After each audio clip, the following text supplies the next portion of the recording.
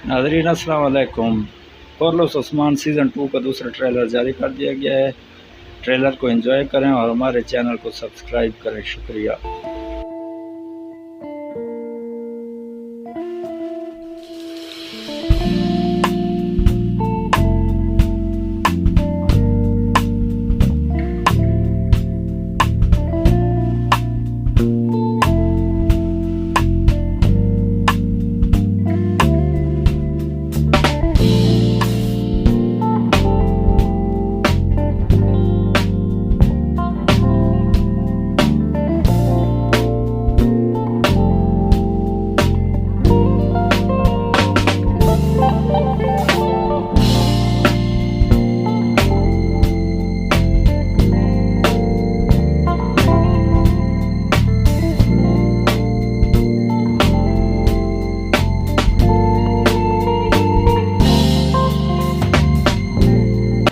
इस सीज़न में न्यू किरदार शामिल किए जाएंगे और उस्मान के 2 बेटे भी शामिल हो जाएंगे।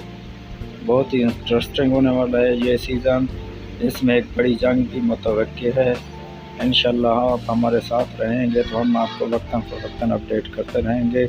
अगर अभी तक आपने हमारे चैनल को सब्सक्राइब नहीं किया तो प्लीज़ सब्सक्राइब कर दें ताकि हर आने वाली नोटिफिकेशन आप तक बहुत जल्द पहुँचे। शुक्रिया, अपना ख्याल रखिएगा। अल्लाह।